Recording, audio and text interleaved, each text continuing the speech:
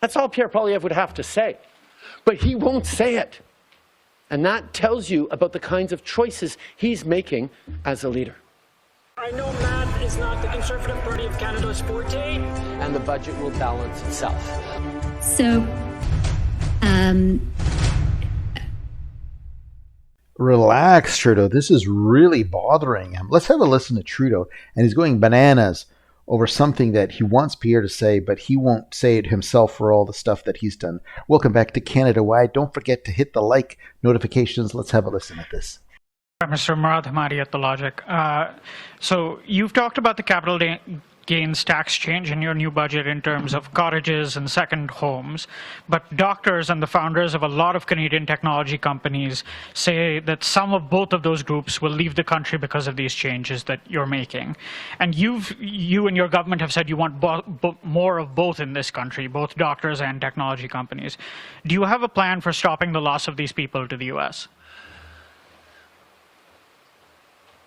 I think Canadians understand, more than perhaps any other country, that the success of this country relies on everyone having a real and fair chance to succeed. And right now, people are seeing very, very clearly that the system is not fair anymore for young people. When a generation before, our parents' generation, our grandparents' generation, knew that if they had a good job, they could buy a home and build a future and build equity that would carry them towards retirement. Young people right now don't see the economy that way. Far too many of them have given up on the idea of ever being able to own a home. They feel they're going to be stuck as renters for the rest of their life. And no matter how hard they work, they're not going to be able to get the same kinds of opportunities that their parents and grandparents were able to do. That's not just too bad for them. That is too bad for all of us.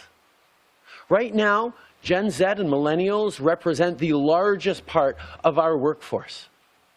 And if they don't feel like their hard work is going to give them a good life, they are in danger of disconnecting, of sitting back, of not being the drivers of the economy of the future. That is what we are facing. And I tell you, you can talk to any successful, wealthy person across this country and ask them if they are worried that if they're living in a country where young people are successful, where young people can buy homes, where young people have good jobs and are optimistic about their future, that somehow wealthy people won't be able to thrive and succeed in an economy that is healthy and where everyone gets to succeed? That's not how it works. That's certainly not how it works in Canada. So yes, we are asking those for whom the system has worked very well, who have done well over these past years, to recognize that investing right now in the success of young people is not just a nice thing to do, it's essential to do for the future. And in regard specifically to doctors' pensions, I know there are a number of experts come forward to say there are simple tweaks they can make that can assure that they still have very good pensions when they retire.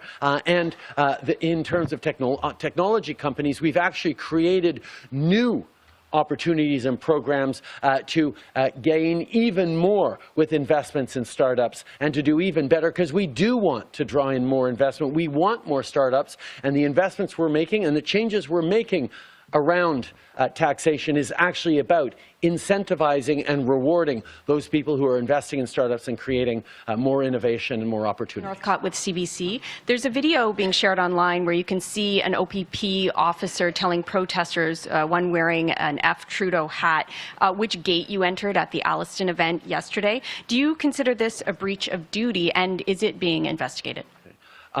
As you well know, I won't comment on operational or security matters, but I am sure that the appropriate folks are looking into whatever reports these are. I think it's important to emphasize and understand that the right to protest is really important. In a democracy, your freedom to disagree with the government is something we perhaps take for granted here in Canada, but that they cannot take for granted in far too many places around the world. The ability to throw out insults at the person of the Prime Minister is something that is protected here in Canada and is really important for people to be able to express themselves. That's really key. At the same time, however, politicians need to be very, very careful that they don't feed into divisions amongst Canadians, polarizations, or conspiracy theories. And I've been thinking about this in regards to Pierre Poilievre. Anyone who wants to be Prime Minister of this country needs to be clear with Canadians about whose votes he wants and who he stands with. If Pierre Poilievre wanted to be a responsible leader, I'll even give him the words. This is what he should say. I reject categorically the endorsement and the support of Diagolon and of Alex Jones. Because Diagolon is a violent white nationalist organization, and Alex Jones is a garbage conspiracy theorist. That's all Pierre Poilievre would have to say. But he won't say it. And that tells you about the kinds of choices he's making as a leader. Okay, first of all, Diagolon is, his president is a goat that's on cocaine. Oh, can I say cocaine or not here? I don't know if on YouTube. But yeah, it's a goat. And his name is Phil. So you know what? If they are that bad, then charge them. And if they're not, then stop saying it, because he's trying to make them out something more that they is. They're just a meme country. That's M-E-M-E. It's a made-up country that they're talking about. I don't get it. Why that's still in the news? Why is that still going? And even if you look at every one of these white supremacists in there, they're not all white. Why don't you have a look at what they are actually, Trudeau? And he knows this.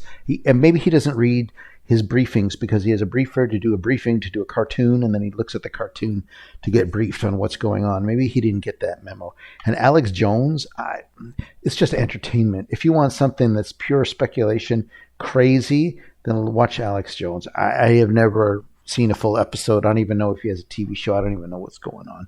He's just a bit of a bonkers, and it's just like watching wrestling. I don't know, like whatever. It's entertainment. I get it, but if you want to watch it, watch it. If you don't need to do that. So that's I don't know why he gets so upset over that. And Pierre living rent free in his mind. This is really bugging him. And he is the people he hang around with. Like for 6 months, there've been terrorist groups in Toronto and Canada condemning and wanting genocide, and he did nothing. That's who he sticks with. And Hamas came out and said to Trudeau that he welcomes Canada as in the Hamas war. He supports Canada in doing it. Do you think Trudeau would say anything about that, getting an endorsement from Hamas, a terrorist organization? No, that's who he hangs around with. Do you want to see the pictures, the 6 pictures of him hanging around with maps? If you know what I mean, like, this is the guy, and he's condemning it, and actually invited a real SS to Ottawa. Was there an apology for that? And even Melissa Landsman, he called her a Yahtzee, and he never apologized. And she's Jewish, and her grandfather was in the Holocaust. He never said sorry for that, did he? It's always a learning experience for all of us, but not for him. It's always like that. Anyway, thanks for watching. See you in the next video. I hope you liked it. Don't forget to hit the notification button. See you in the next video.